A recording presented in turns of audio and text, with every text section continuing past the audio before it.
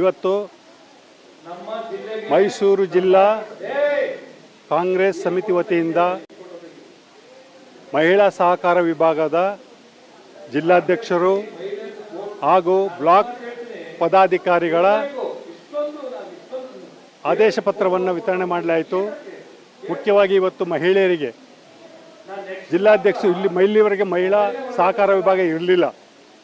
ಇಡೀ ಕರ್ನಾಟಕದಲ್ಲಿ 31 ಜಿಲ್ಲೆಯಲ್ಲಿ ನಮ್ಮ ಡಾಕ್ಟರ್ BJ ವಿಜಯಕುಮಾರ್ ಅವರು ಮಹಿಳಾ ಸಹಕಾರ ವಿಭಾಗ ಬೇಕೇ ಬೇಕು ಅಂತೇಳಿ ಸಿದ್ದರಾಮಯ್ಯನವ್ರ ಹತ್ರ, ಮುಖ್ಯಮಂತ್ರಿಗಳಾದ ಸಿದ್ದರಾಮಯ್ಯನವ್ರ ಹತ್ರ, DK ಶಿವಕುಮಾರ್ KPCC ಅಧ್ಯಕ್ಷರಾದ DK ಶಿವಕುಮಾರ್ ಅವರ ಹತ್ರ, KPCC ಸಹಕಾರ ವಿಭಾಗದ ಜಿಲ್ಲಾಧ್ಯಕ್ಷರಾದ ನಮ್ಮ ಧನರಾಜ್ ತಾಳಂಪಳ್ಳಿ ಅವರ ಹತ್ರ ಮಾತಾಡಿ ವಿಶೇಷವಾಗಿ ಅವರೆಲ್ಲರದ್ದು ಅಪ್ಪಣೆ ತಗೊಂಡು ಇವತ್ತು ನಮಗೆ ಮೈಸೂರು ಜಿಲ್ಲೆಗೆ ಒಂದು ಮಹಿಳಾ ಸಹಕಾರ ವಿಭಾಗವನ್ನು ಕೊಟ್ಟಿದ್ದಾರೆ.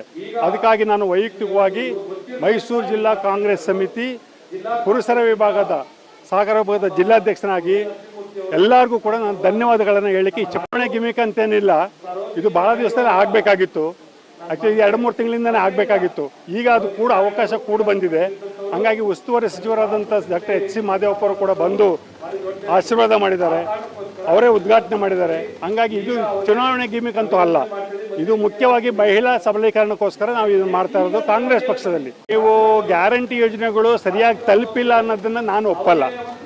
ಎಲ್ಲ ತಾಲೂಕಿನಲ್ಲೂ ಕೂಡ ಜಿಲ್ಲೆಯಾದ್ಯಂತ ನಮ್ಮದೇ ಆದಂಥ ಟೀಮ್ ಇದೆ. ಹಾಗಾಗಿ ಅವರು ಎಲ್ಲ ಫಾಲೋ ಅಪ್ ಮಾಡ್ತಾ ಇದ್ದಾರೆ, ಏನೂ ತೊಂದರೆ ಇಲ್ಲ. ಈ ಸಾಮಾಜಿಕ ನ್ಯಾಯದ ಏನಿದೆ, ಸಾಮಾಜಿಕ ನ್ಯಾಯದಡಿ ಏನು ಕೊಡಬೇಕು, ಯಾರಿಗೆ ತಲುಪಿಸ್ಬೇಕು ಅನ್ನೋದನ್ನು ನಮ್ಮ ಗ್ಯಾರಂಟಿ ಯೋಜನೆಗಳು ತಲುಪಿಸ್ತಾ ಇದ್ದಾವೆ. ಅದರಲ್ಲಿ 2 ಮಾತಿಲ್ಲ. Thank you.